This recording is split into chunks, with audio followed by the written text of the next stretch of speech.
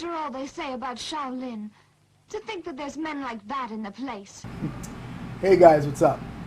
So, I had to record this video. Like, I was actually doing another video. Like, I'm doing a video on selecting a sword if you haven't had one before. I know I've done a video on that before, but it's been a while since I've done the last one, and some things have changed, and some things have gotten better, some things have gotten worse. So I wanted to kind of do a bit of an update on people who wanted to get a sword, you know, for the first time. But have you ever been in a situation where some news came out and you had to comment on it? This is what this is. I had to comment on this when I found out. I found out about this yesterday, but unfortunately I couldn't do anything about it until today. I was out taking care of some stuff, and I only just got back now, and I'm just taking care of this. I have to record this now. Though it's kind of funny that this, of all things, is what's making me want to quickly go on and record. Because considering that we're living in rather interesting times, there's a lot of news that's come out that I feel compelled to do a video on, but I'm just trying to find the right way to say it so that my message gets across without people immediately jumping on certain biases. So, but this is too entertaining not to touch on. And not only that, but it touches on a couple of things that I've said on this channel before, way back. And considering that people see my channel mostly as a martial arts and sword channel, despite the fact that this is really supposed to be a channel where I talk about anything I want, yeah, I might as well talk about this. So let's get that out of the way. For anybody who doesn't know, and as you can probably guess from the title of the video, something interesting has happened in the world of martial arts, particularly, Shaolin Temple. So, again, in case you haven't heard, 2 days ago, it had come out that the Abbot of Shaolin Temple, Shi Yongxin, or Shi Yongxin, I'm probably mispronouncing his name, but yeah, that guy is accused of fathering over 170 children and embezzling $41.3 billion. Yes, you heard that correctly. In case you're thinking that I'm making this up or I'm pulling your chain, no, look, I'll prove it to you. Look, here we go. Right there, see? So let's at least go on to what we definitely know, okay? It is known that he is definitely under investigation, okay? It is known that this is not the first time that this guy has been under investigation. It is also not the first time that this guy has been hit with allegations of misconduct. This guy has been hit with controversy since this guy's been hit with stuff since 2006, okay? As far back as I can remember. And I say I can remember because I'd always been hearing things about him. Like, there was always stuff coming out, but stuff was usually like, stuff either didn't stick or was like brushed under the rug or people just like forgot about it. But this time it looks like it's sticking.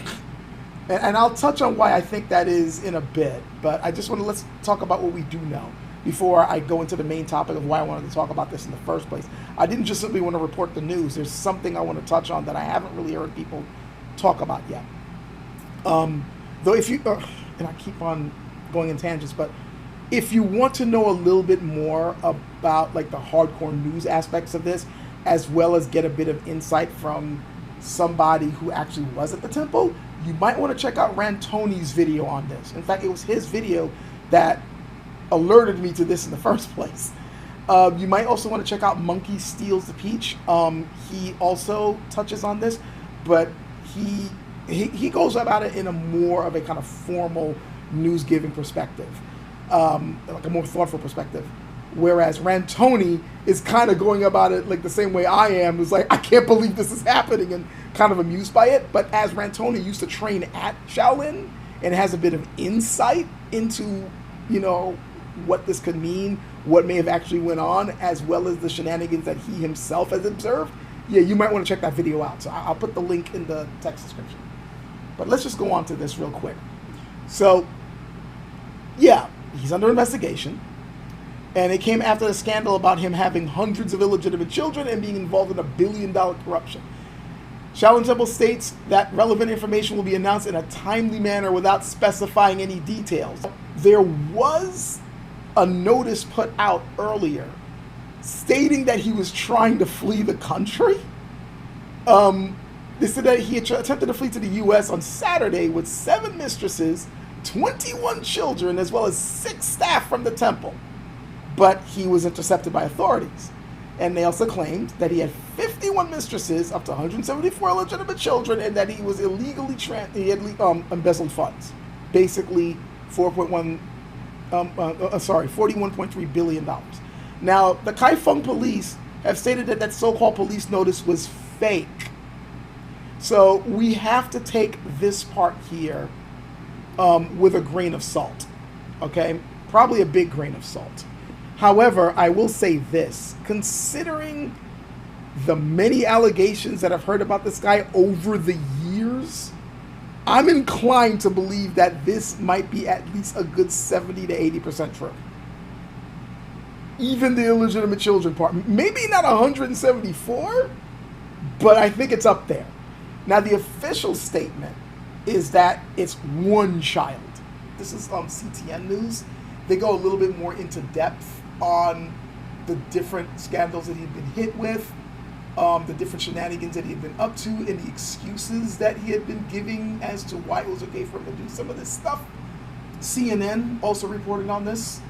They are a little bit more no nonsense about it, and they're just simply sticking with the official statements. So, like, right here it says, yeah, Shi Yongxin, known as the CEO monk, which right there is a bit of a clue as to some of the problems going on there, and I will touch on that. He's known for his entrepreneurial endeavors that transformed the Buddhist monastery into a commercial empire, is suspected of criminal offenses, including embezzlement and misappropriation of project funds and temple assets. He was also accused of seriously violating Buddhist precepts by maintaining improper relationships with multiple women over an extended period and fathering at least 1 child. At least, now this is interesting. Here it goes, this is the official statement, fathering at least 1 child. And then here we get up to 174. That's a rather wide range, don't you think? 1 to 174. But they're not, and what's interesting, they said he fathered at least 1. So they're not denying that it was way more than that. I'm sorry. This is something else. I also checked out, AP News. They pretty much gave a very no-nonsense report about it. But yeah, this is big. This is big. And as I said before, this is not the first time he has been, accused of problems. Now, what's interesting about all this, though, is that he had been accused of messing around with funds. Like, he was accused of messing around with women and messing with funds, like I said, as far back as 2006. Okay? This is nothing new. In fact, if I could find the exact... Yeah, here we go. Unflattering headlines have dogged the Buddhist monk for years, including his acceptance of a 1 million yuan, or should I say $140,000 car from the local government as a reward for promoting tourism in 2006. And his response, monks are also citizens. We have fulfilled our duties and made contributions to society, so it is only right that we receive rewards. Yeah, this is the sort of dude that we're dealing with. Okay? So if we do good things, we should get good things. Yeah. Wow. And then we get to this statement, which really gets to the heart of what I wanted to talk about. He's been accused, by the way, of commercializing the Shaolin brand. He had been under attack for that since way, as far back as I can remember, like 2006, I was already hearing people accusing him of kind of watering down what Shaolin is supposed to be and making it nothing but a commercial brand. And he was constantly defending it. So right here, for instance, after writing a $3 million check to an Australian town in 2015 to build a Shaolin branch there, Shi Yongxin told state-run Xinhua news agency, well, if China can import Disney resorts, why can't other countries import the Shaolin monastery? cultural promotion is a very dignified undertaking. Think about that for a second. This guy is comparing Shaolin Temple to a Disney resort.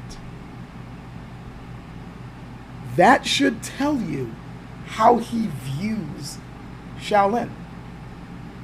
He views it as a vehicle for entertainment and tourism in order to bring in revenue.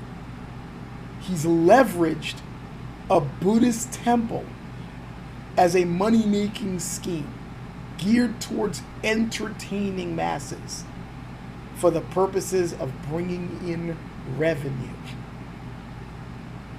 If you got any sense of what Shaolin is supposed to represent, or if you have any idea of what it means to not only Buddhists but also to martial artists, that right there should bring you pause. If you didn't know that this is the way he was leveraging these things. I'm trying to find the other statement. That particular one about the Australian town, this is only scratching the surface of what he really wanted to do there. He pushed ambitious projects like the attempted $297 million Shaolin-themed complex in Australia, which included a temple, hotel, academy, and a golf course. And yeah, he said Shi compared Shaolin's global reach to Disney, saying that if China could host Disney parks, other countries would welcome a Shaolin center too. And again, 2015, he was accused of financial and moral wrongdoing, including claims of mistresses and children. So again, he's been dogged by these allegations, but stuff had been swept under the rug before. He was under allegations like that early, and I remember back in 2017, and I think these articles do touch on that. I just forget which one. Yeah, right here. By 2017, authorities found no proof of wrongdoing. So he kept his post and even became vice president of the Buddhist Association of China in 2020.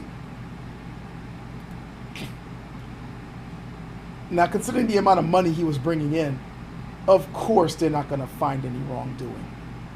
Let's be real, okay? Let's be real. By the way, you know what? One of the things I'm finding amusing about all this before I get into my main point. Anybody remember this guy? This guy right here, Shi Yongxin. Yeah, this guy was a Shaolin monk who defected from the temple way back. Again, this picture was taken back in '95.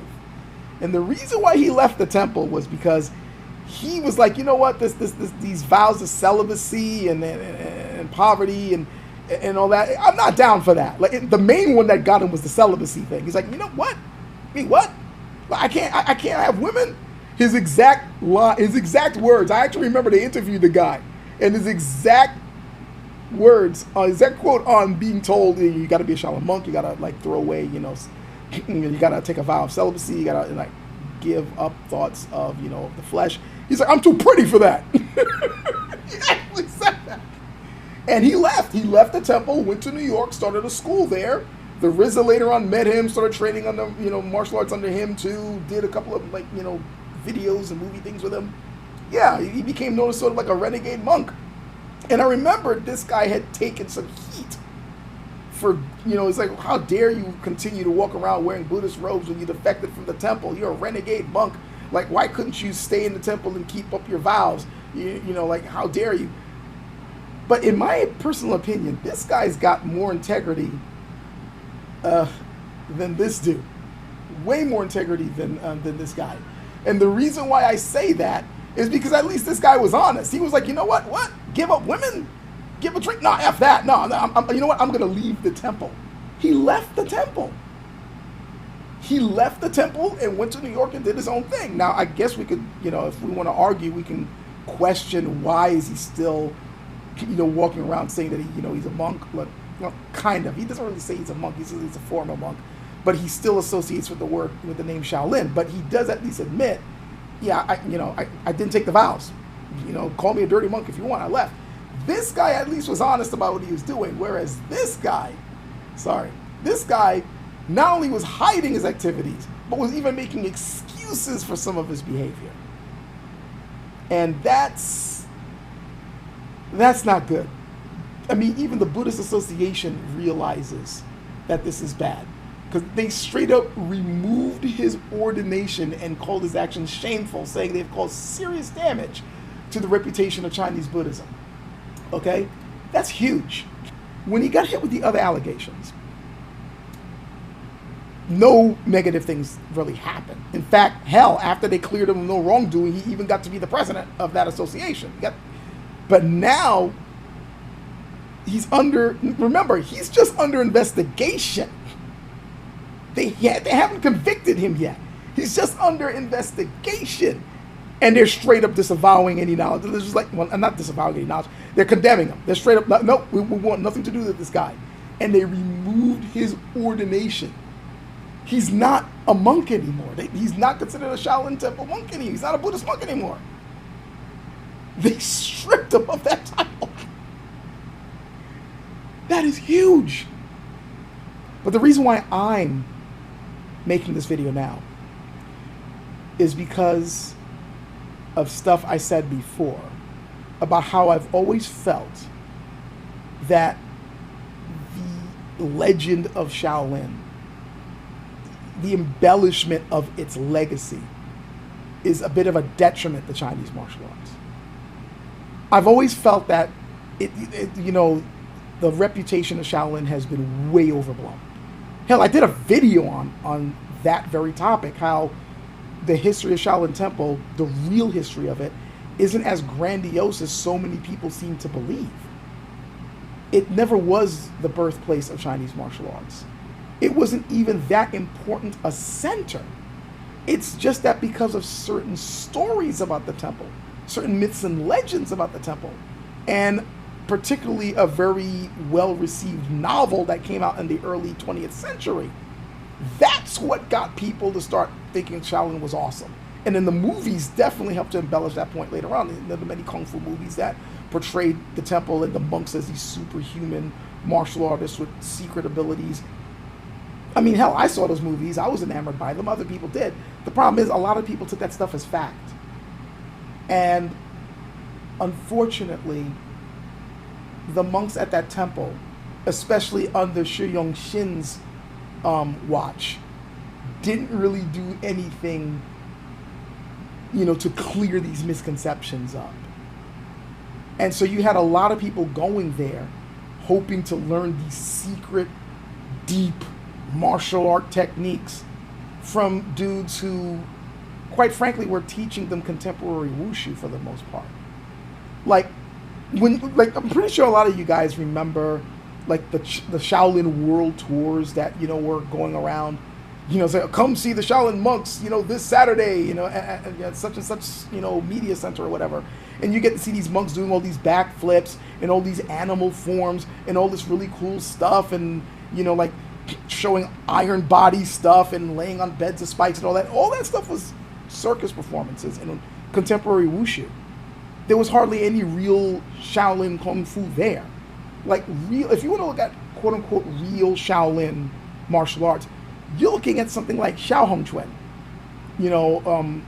or Dai Hong Quan, small red fist, big red fist, Lo Han Quan, those forms. That's the stuff that would be more representative of what would be considered Shaolin fist. However, even that was a bit of an illusion, because the way these monks showcase, because there are monks that do know those forms, and they will teach you that too if you know what to ask for when you go over there. But even those forms are stylized. There's a way that they perform these forms and teach them to people that look very stilted, very ancient. And the funny thing is, if somebody were practicing those forms the way that the way a martial artist would be learning these forms and learning these techniques, they'd look a lot more fluid. Think of any other martial art. You'll know, whether it's boxing or MMA or judo or the different forms of karate or savat, it doesn't matter what it is. If you look at when a fighter is actually performing these arts, they're not, I shouldn't say performing, because then that's, they can make it look stylized. If you look at the way a fighter actually uses it, whether in the ring or whether they're sparring or whether they're actually having to use it to defend themselves, they are a lot more dynamic and a lot more fluid.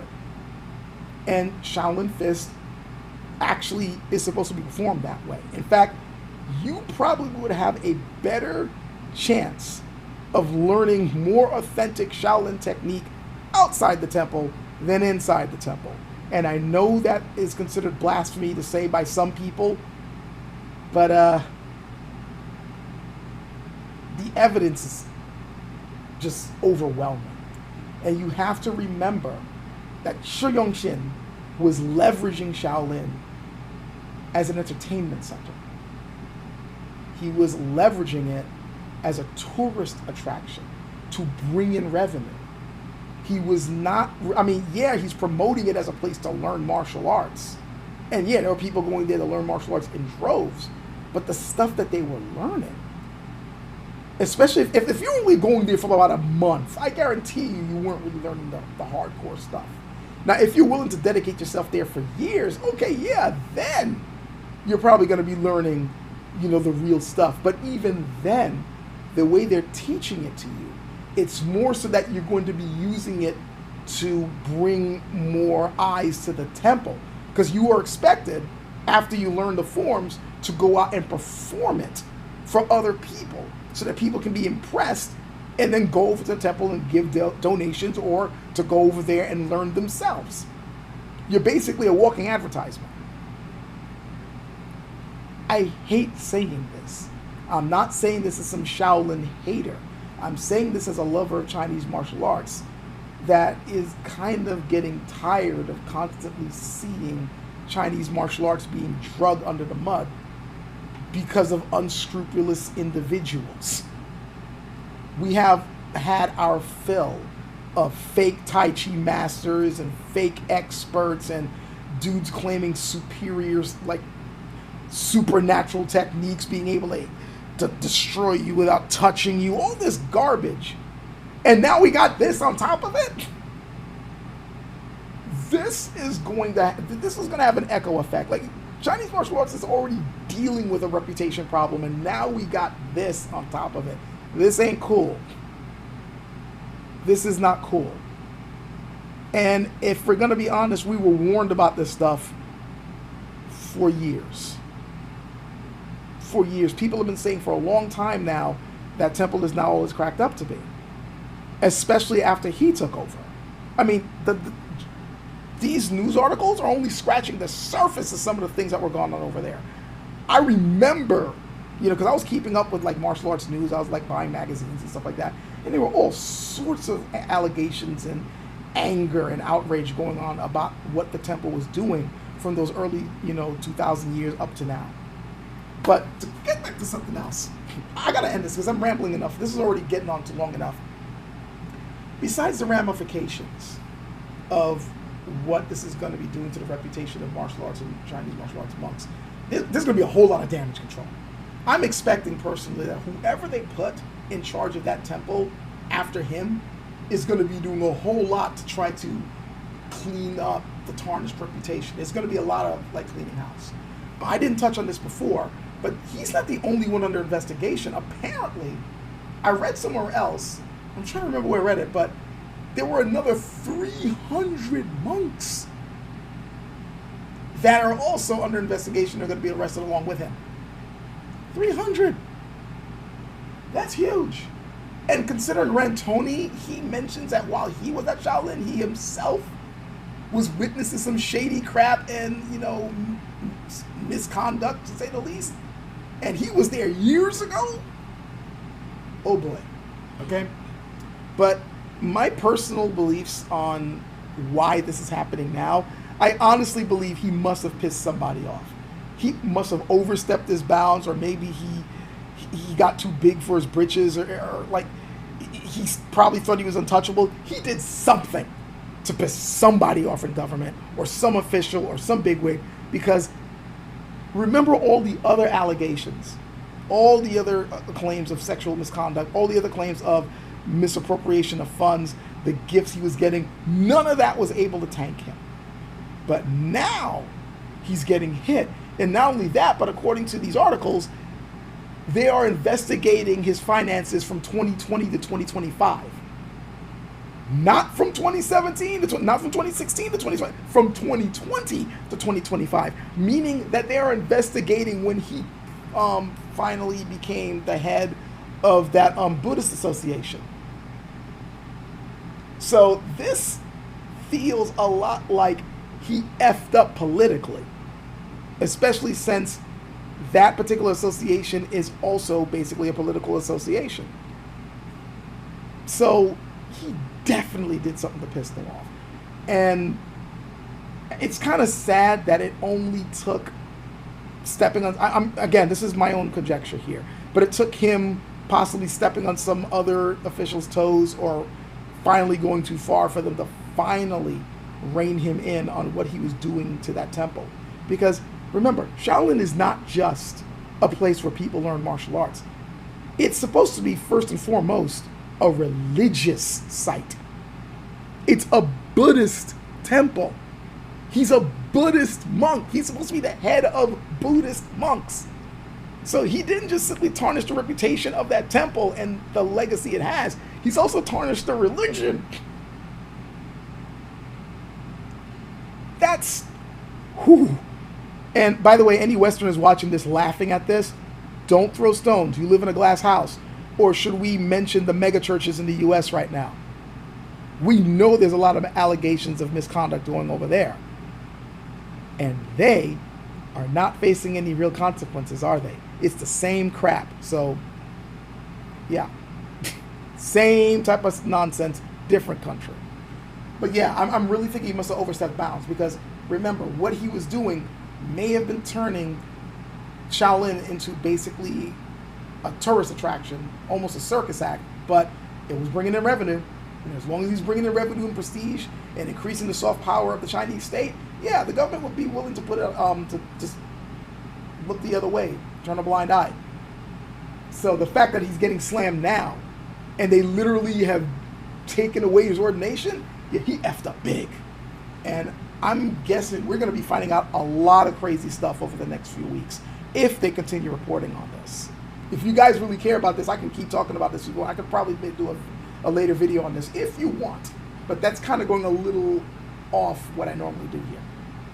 But yeah, I do hope that this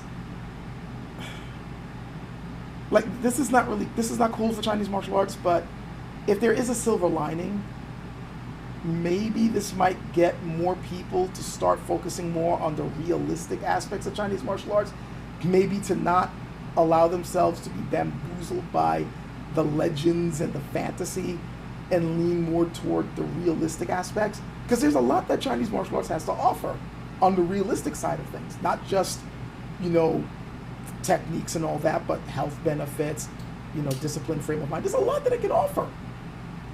Just the fantasy crap is not helping, and this is definitely not helping. So I'm really hoping that this might get people to kind of wake up a bit, but who knows how this is going to go. I've rambled on long enough. This video went on longer than I wanted it to.